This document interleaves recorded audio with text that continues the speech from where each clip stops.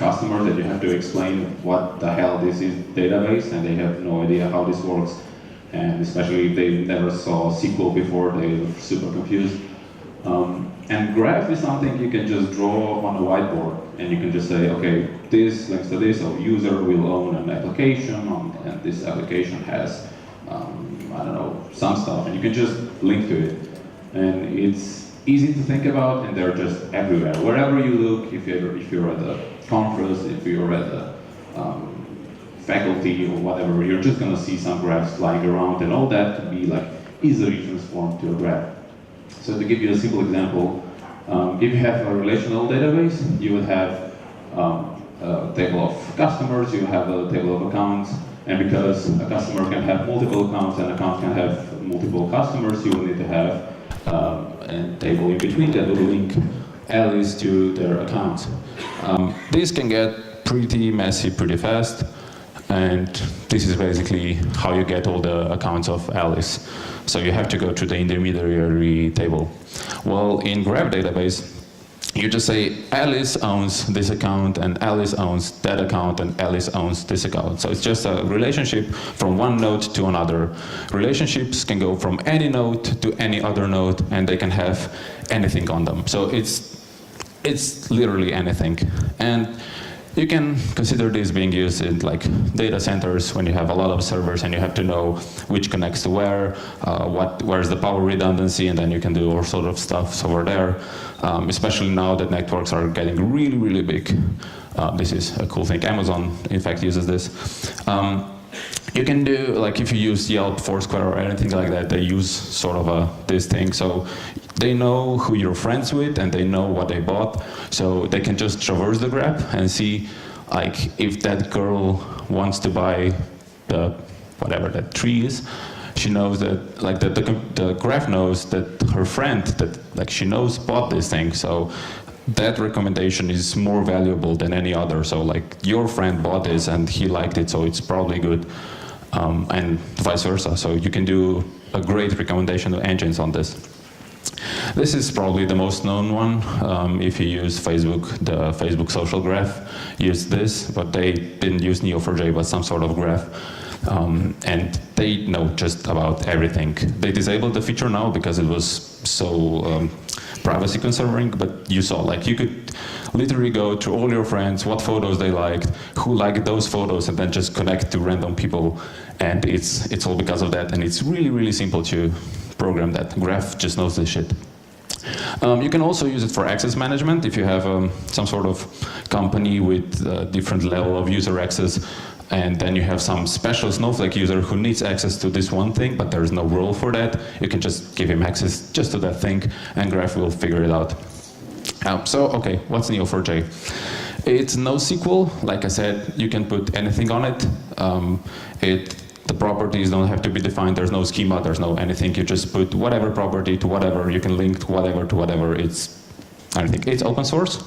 It's developed, I guess, in Sweden, some Scandinavian country. It's written in Java, but mostly Scala now. They're transitioning more and more code. It is the most popular graph database, and that's why if you want to try graph databases, this is what you should try, because there's a lot of this written on the web, and it has full database characteristics, which means it's ACID compliant, it has cluster support, it has runtime failover, so no matter how big your project is, it's going to be pretty easy to do with Neo4j. And just to give you an example who uses this, a lot of companies. And this is just directly from their website. You can see like Cisco uses it for networking, TomTom uses it for navigation, like how to get from one to another, and they, like, all the roads are the relationships, and all the stuff is like a node, and then they just traverse the graph. What's the fastest way to get from A to B? So yeah, there's a lot of companies. So, okay, you want to get started with this. If you have a Mac, brew install Neo4j, Neo4j start, gem Neo4j, that's it. So really, that's it. And the syntax, like I said, it's sort of a SQL, but it isn't. It's called Cypher. So if in use SQL you'd had, do I have a mouse? Yeah. If you SQL you'll have like select first name from person, where like nickname is the dude. In Cypher you would have match person whose nickname and then return. It's like sort of one-to-one. But then where it gets interesting is like in SQL you would have, okay, from person join team, and then you have to specify how do you join it. Okay, person team ID is team ID. And we want to know all the teams where the dude is in, and they're like polling. Well, in Cypher you can just do match person in team. So this is the ASCII artish thing I was saying. So you're actually writing an error. So person is in a team. His nickname is the dude, and the sport is bowling, and just return me all the names and teams. So it's sort of cool. But then when it gets interesting is, I'm sorry this is at the bottom, but happens. These two things are the same, and it doesn't really matter for you to understand, but the point is that you have one, where's my mouse? You have one person whose nickname is the dude, and you want to know all the person, like all the people that he's connected to. And you can easily do it by this. So like this is a star, so whatever. So he can be in the same team, they can be in the same club, they can be, I don't know, related from a friend of a friend of a friend, and this thing will find it. It will just go through all the graph, to all the possible connection, and just find all the nodes where they are person, and it will give it back to you really fast. And this is something you just cannot do with SQL unless you want to see sentences huge like that, and it will be slow.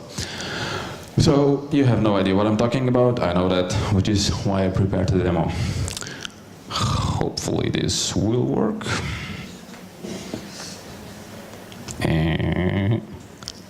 Okay, here we go. Like I said, you start Neo4j by running Neo4j start. I have a newer Java version, so okay, it says it's ready. So okay, here we go. So this is the page that awaits you.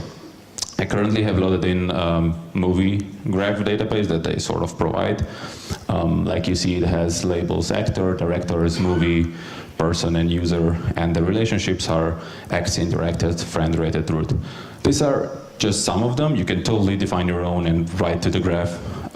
If you're gonna install this, they have you can just press start learning, and you can just see it's gonna explain it how it works.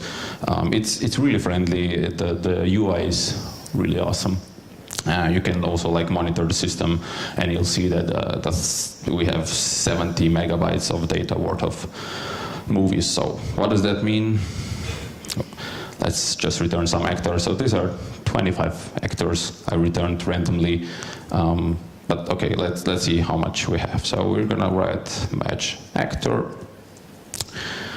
and then we're gonna add a net limit. Gonna say return and count and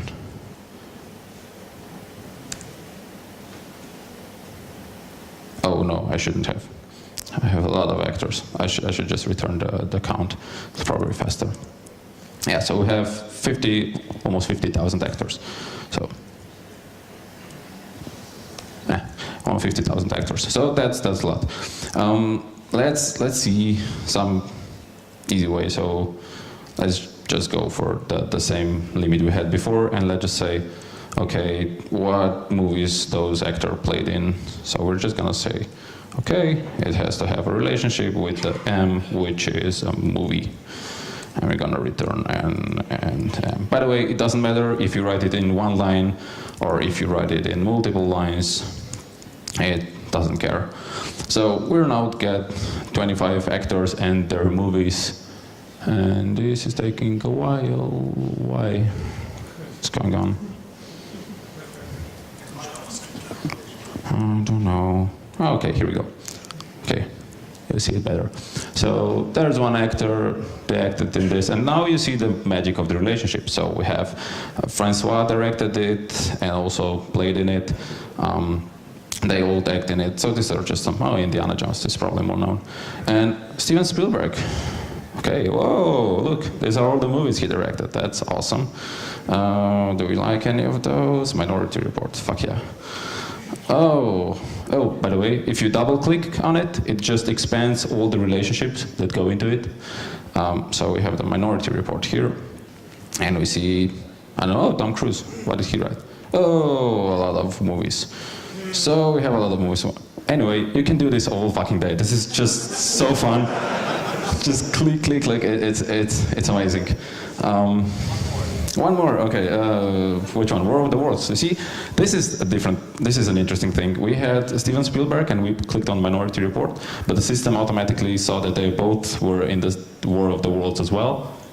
So when we got Tom Cruise and the movie, it already knew, okay, Steven Spielberg directed this, and it linked it. So that's pretty awesome. So you see all the relationships happening like on the fly. Harrison Ford. A lot of movies. And like it gets messy real fast, but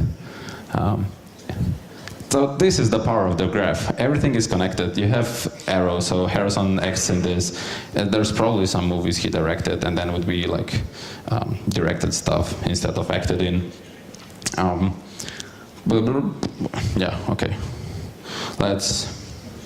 Okay, fine, enough of that. Anyway, what I did here, just to show you how easy it is to do it in Ruby, even though we don't like Ruby anymore, supposedly.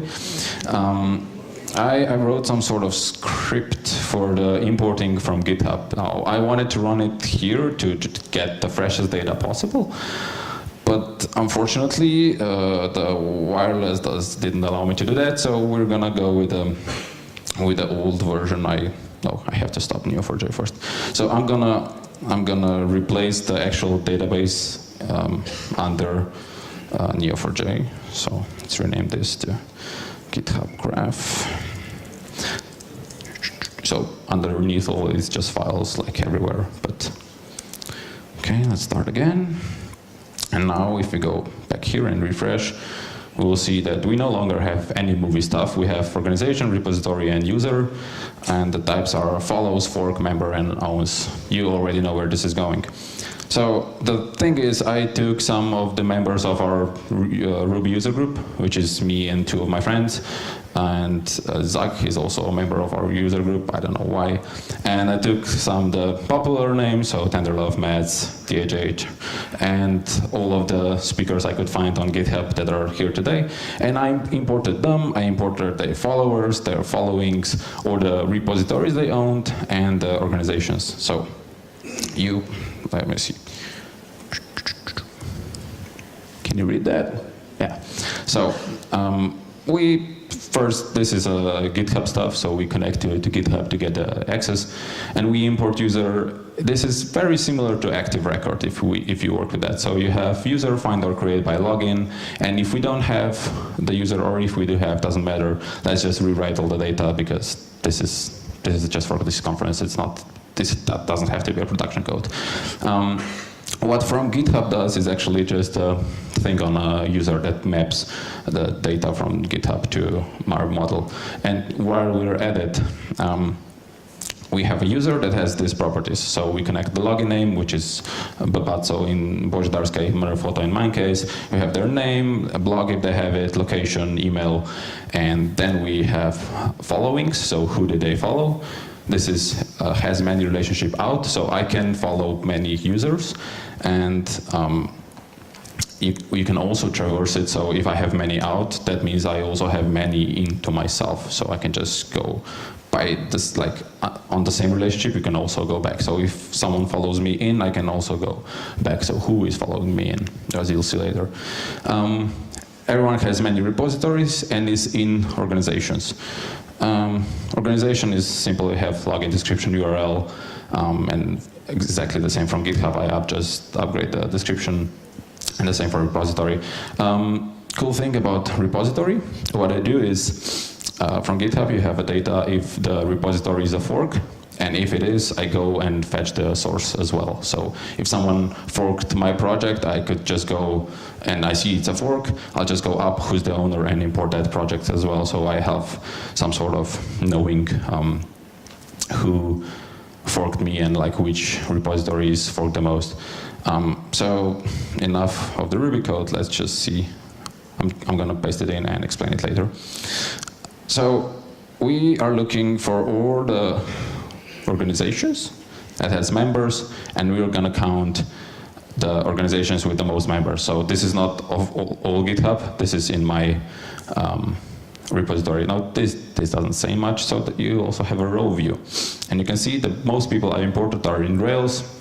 Of course, the second is Ruby Slovenia, because I imported 4 of those. There's Bundler, there's Reg, there's Yehuda. Okay, so let's just click around. Let's click Rails. Okay, come on, enlarge this. Have Rails here.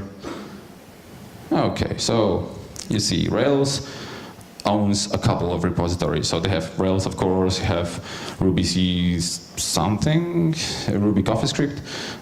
You can see it down here. You have all the data down here. By the way, if you want, you can also customize this. So I don't know, we now see for a repository, I now show full name, but I can totally show just a name or a source, which is none, or URL or description but I'm going to use full name so we know where it comes from, and if it's a fork.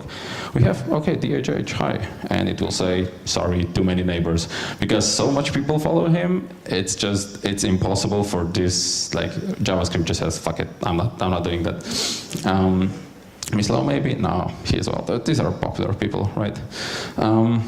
So we can see here an interesting thing. So when we expanded Rails, we got out Jose, Zach, and Tenderlove, and they are also in the Reg organization, and this thing already connected it. I didn't have to do anything. I just double-clicked Rails, and it knew, okay, this is connected that way. So, okay, that's pretty cool. We can do the same for, like, okay, let's see who's the most followed, who is the user we looked up at most, and of course you know the answer, it's DHH. Second, Yehuda, which is pretty good, and yeah, Tenderlove, my favorite. Anyway, you can see here that like actually Tenderlove follows Mets and Ycats, but not Jose or DHH, which is interesting. So this is the stuff that Graphs gives you, it's awesome. Yeah, so we have that. The cool thing, like I showed before, like the dude who's connected to who, you can also do the shortest path. So I don't see my mouse here. Okay. You can say this is a member in our group. I should explain this first. These are the variable names you use. So this can be anything. I just called him to it. I could call him a user. Oh, sorry, no, just user. And this will be awful. F or P because he be.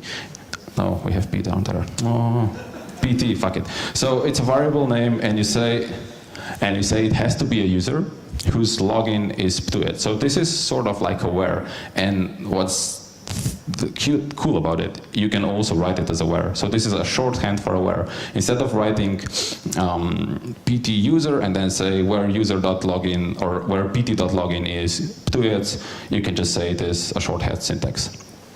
So that's one cool thing about Cypher. It's a bit confusing at first, but you kind of had it. So I changed it here, so I have to change it here as well. And what I'm doing is I'm matching to users, and I'm going to calculate with the thing that Neo4j provides, called all shortest paths. I'm going to find all the shortest paths between these two users. And this will return really fast. This doesn't give us anything, so we can see here. Let's enlarge again. You have Tuets on the other side, we have Inakata on the other. And we see that Tuets is following Philae, who's like following me, and I follow Mats, and Mats follows Inkata. So now Tuets, if he wants to go to Inkata for some reason, he can ask Miha, and Miha will ask me, which I'm also named Miha for some reason. And I'll ask Mats, and like in theory, that's how it works. Anyway, you can find the shortest path between them. Just to see that I'm like, if there are many paths, this can be sort of confusing. So we have again Inakata on one side and the ChemKit on the other, and this is a mess. So he's following this guy's following this guy, there's Crush, there's so much people in there, and it's just a fuck up. So I said, okay, I don't need this. I just fuck it, just give me the shortest path. So of course, they have this as well, so you can just say shortest path. And here it is. It's much cleaner. So the GamKit follows Julian. Where is Julian, anyway? Who follows Andrew, who follows Matt, who follows Inkata. So that's cool.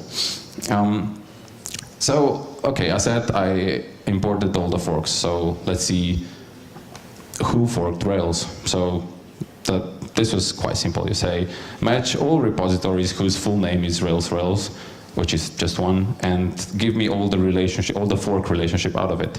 And this is what you get. So you get fork relationship out of it. And then I say, pay attention here. This is, I don't have space enough for this. Yeah, this is an arrow in another way. So it is truly an SQR thing. You can point to it from wherever you want. So I want that fork, and I also want the user. So I'll just say, okay, so who owns that fork? And so you just point to it, and like I said, it gives you this. So we have Rails, we have Mislav here, and they follow each other. See? They follow each other, we see that. And no one follows him, no one follows him. They follow someone, so, okay. So what's going on here? I know that Rails has a organization called Rails, so I'm just gonna double click on Rails. Here it is. I'm gonna move this down a bit. Here's the organization, and you see that there's a couple of members, and they have their own forks, and they also have a fork to the actual Rails. So you can totally traverse this however much you want, and you can play around it for days. And that's one thing I know, even though it's not Friday today, I love how Tenderlove does Friday Hug. So this is what I call Friday Hug. So these are all the people. I want to find all the people that Tenderlove follows that also follow Tenderlove. So pay attention, I use this variable name Tenderlove twice. So this will know that the first entity has to be the same as the third entity, and give me all the entities that are in the middle and return them. And this is the Friday Hug. So these are all the people who follow Tenderlove, and he's following them back. It's not a lot of people, I should say. The same thing could also be done with the syntax I showed before. So you can totally just write,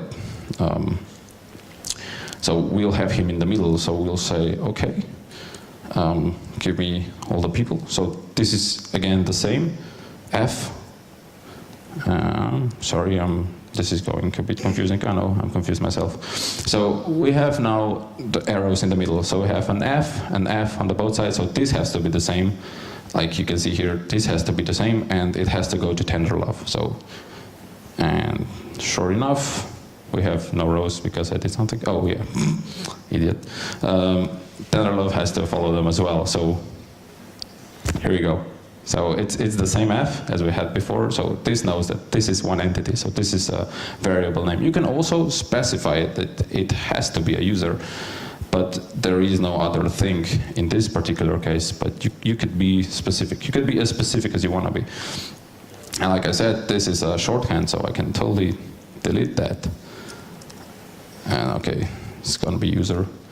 And I say where tenderlove.login is Tenderlove. Sure enough, this returns the same thing. So that's just sort of a shorthand. Okay, so let's see which users have the most source repos. So which are the users that were forked the most? And we'll say, okay, user who owns a repository, and there's a parameter. Again, this is a shorthand, source has to be true. And we will return a user and account. And like you see, we see who follows who here, but that's not what we were looking for. So we go in the rows view, and you see, yeah, Tenderlove has 112 source. Ycats has 103. Era, who is not here, I guess, probably still sleeping, has 102, and so on and so on. You can just go like, here's Zach, here's Ferric. Look, you have 39 sources. Or you can go see like who has the most forks, which sure enough, just do this. And yeah, you're winning there. Spheric has 112 forks, Tenderlove has 88, and so on. Like I said, graph doesn't give you much information here. You just see who follows who, and that's about it. Like, I can't expand here, but like I said before, you can see down below. I'm gonna scroll a bit. When you select a node, you see all the properties. So we have email, location, blog from whoever we choose. So we have everything there. This is all public information, so no privacy issues. Another thing I'm gonna do is I'm gonna show of my organization, which is Ruby Slovenia, all the users. So, okay, I'll start with organization, with the login Ruby Slovenia, who are the users, and which repositories they have that are a source. And I'm gonna return just some stuff. So I'm gonna return name and repository names and counts. So we see Auto has a lot of them, and we get them. I don't know if you saw. I used collect here, which will just use all the names that it gets. It will collect them as a comma-separated values, and it will just give me a count. Now you can do all of this in the Ruby library, which is awesome. I have to say this to guys, they're probably not gonna see this, but I have to say them, like, they are doing such good work with the library, and they're doing it all the time, and it's amazing what they're doing. It's so easy to do what's all this stuff, all this Cypher stuff with the active record-like syntax. The only thing I used in this example was I needed to know before I created another relationship, because the same node can have a relationship to another node like multiple times. So it can be as a follower, as a friend, as whatever. So there's infinite number you can have. But for this case, I only wanted it one. So there's this syntax. If follower, followings, I know, wording sucks. If they include following, and this include actually will not do the whole fucking query. No, they're smart enough to just go deep down into Cypher and write a query that will actually do just the simplest thing possible. And this is really instantaneous. So this is pretty cool. Like I said, if you want to try it, go ahead. It's really cool. So yeah, I got all their names and the counts, and you can see it here. And this is probably usable for your own project. And like you see, I'm not really that active. Most of this stuff is PHP anyway. So, okay. Please, questions. Oh, and please keep them in English, because for the first speaker, they were in Ukrainian, and I had no fucking idea what was going on. So, yeah. Questions?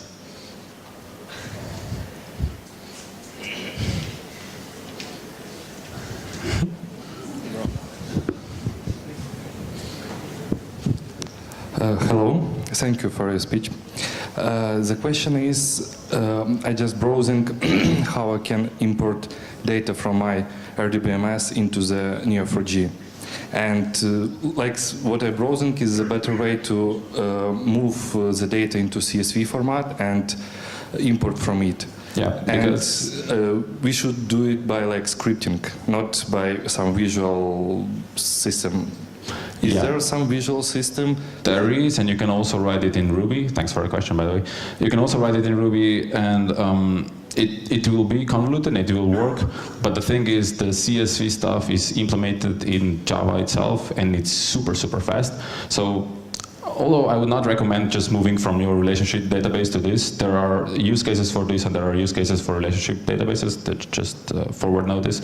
But if you decide to move, or if you have some data that you're sure this is the shit, just export it as CSV and import it that through you can totally do it through the web interface. You just drop in CSV and you tell it where the location is, and it will drive it in. And like I imported once 20,000 something rows CSV, which was really long, and it imported it like seconds, something like that. It's super insanely fast, and it takes a while in Ruby. So if you are importing stuff into it, yeah, just use CSV. I did it here like for the purposes, like I said, I use it from GitHub, because GitHub API is actually much slower than the importing itself. It didn't matter. But if I already had this huge chunk of data, I would use just CSV. Yeah. Thank you. Sure.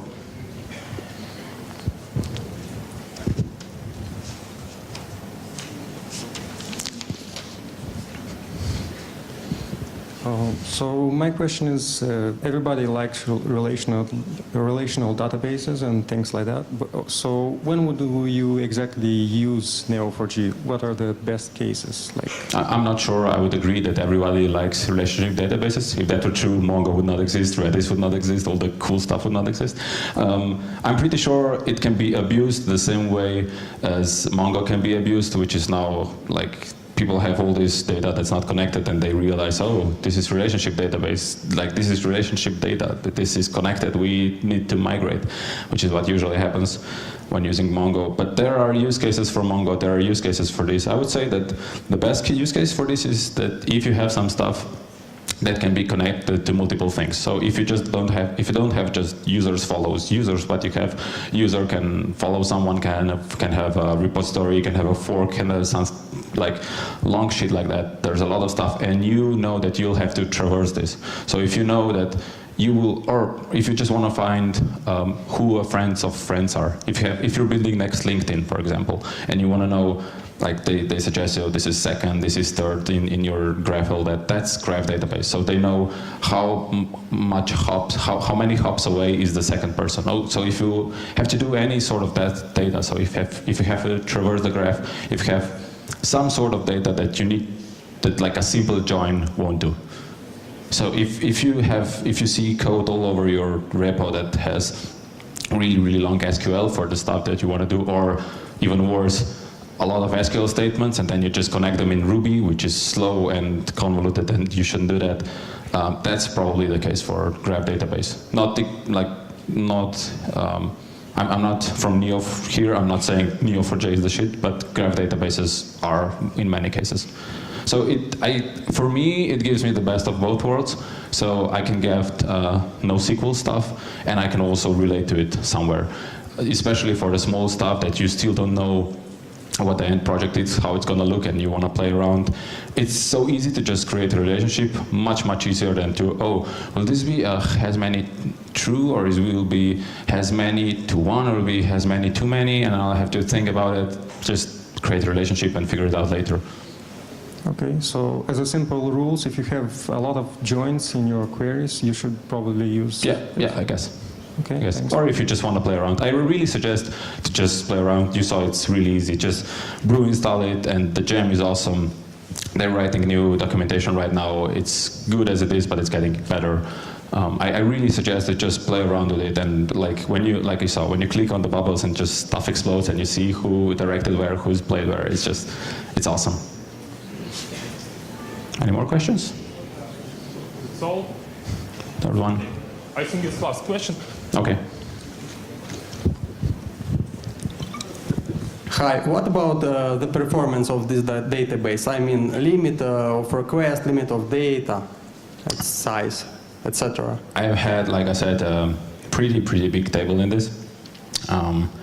And I've hit no performance regression, or like no performance hits whatsoever, and I was doing 3 hops. So I needed to know from one user to a next user to next user to next user, and it returned in like 100 milliseconds. And you can also see here, for every query, it gives you how long it took. So this took 59 milliseconds, this took 40 milliseconds. Okay, like who follows standard load back? It had to go through all the users, and it took 37 milliseconds. And this is on my machine. Oh, you probably don't see it. Where is it? So this is on my machine. But if you can totally optimize this, if you put it in true Java environment, this will be even faster. And they made a lot of progress in 2.0, and especially now in 2.2. It's fast. Like I really doubt that you will hit performance like bump in the road for the foreseeable future. I can't give you the exact answers because it depends a lot on what exactly it is you're doing. If you're doing a lot of hops, it of course takes more time, but it's very smart. It knows how to optimize it, and it's really cool. Thanks. Okay. Thank you, Miha, for your interesting speech. Thank you.